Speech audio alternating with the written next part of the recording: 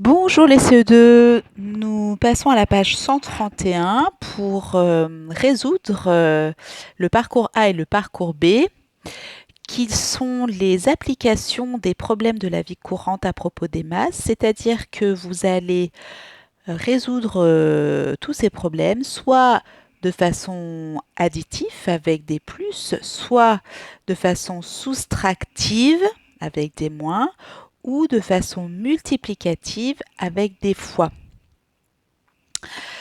Exercice A1.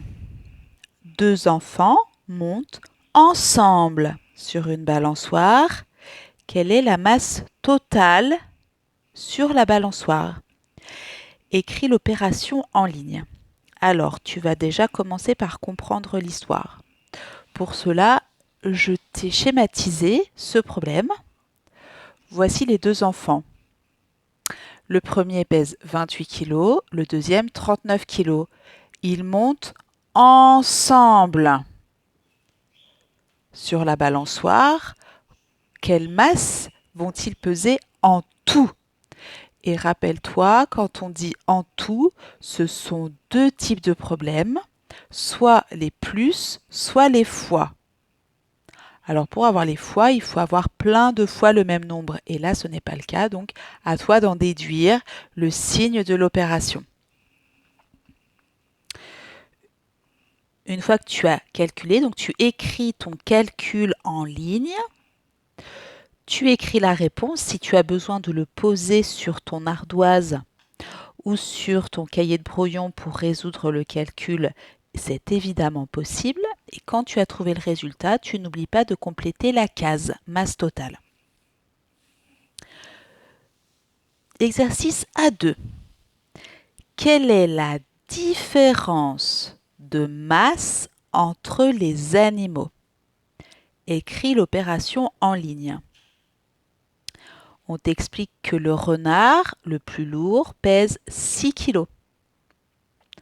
Que le lapin, le plus léger, pèse 2 kg.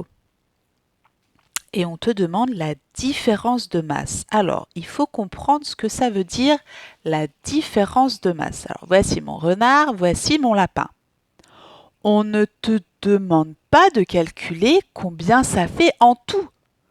Ce n'est pas du tout le même type de problème qu'au-dessus, où là, on te demandait en tout. Là, non, on ne veut pas en tout, on veut la différence, c'est-à-dire l'écart qu'il y a entre les deux masses.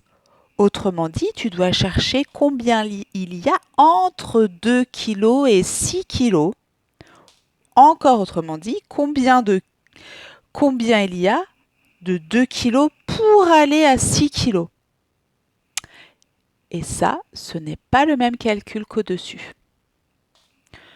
Une fois que tu as trouvé le calcul, tu commences par l'écrire en ligne, tu trouves le résultat et tu complètes la case. Troisième problème.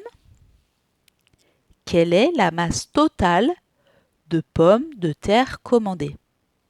Écris l'opération en ligne. On te dit qu'un sac pèse 100 kg. Et on te dit aussi qu'on a commandé 8 sacs. Autrement dit, 100 kg et encore 100 kg et encore 100 kg et encore 100 kg et encore 100 kg, et cela 8 fois. Et on sait que quand on a plein de fois le même nombre, ça correspond à un signe. Là, tu vois qu'on a 8 fois le 100, bien sûr. Tu trouves ton résultat. D'abord, tu écris en ligne, tu trouves le résultat et tu complètes dans la case. Donc, ces problèmes étaient sous la forme de tableau. Maintenant, ils vont prendre la forme de texte, comme on a plus l'habitude. Aya veut changer la terre des plantes de son balcon.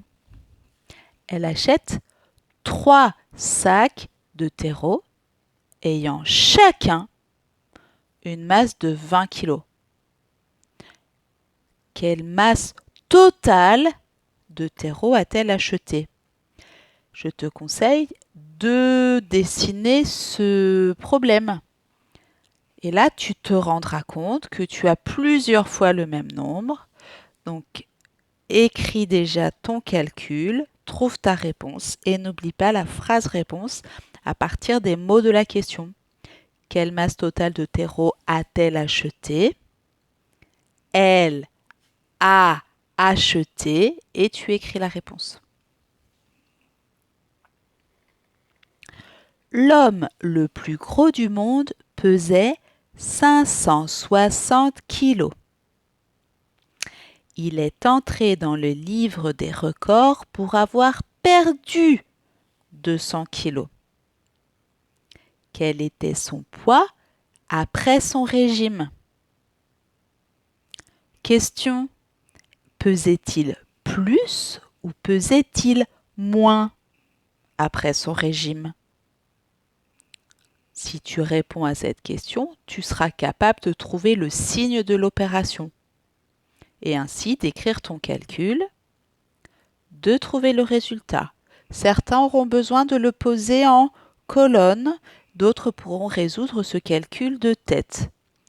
Phrase-réponse: après son régime, son poids était, et on écrit la réponse. Ceux qui souhaitent compléter le parcours B, ce sont le même type d'exercice avec des nombres un petit peu plus grands. Je vous souhaite un bon travail.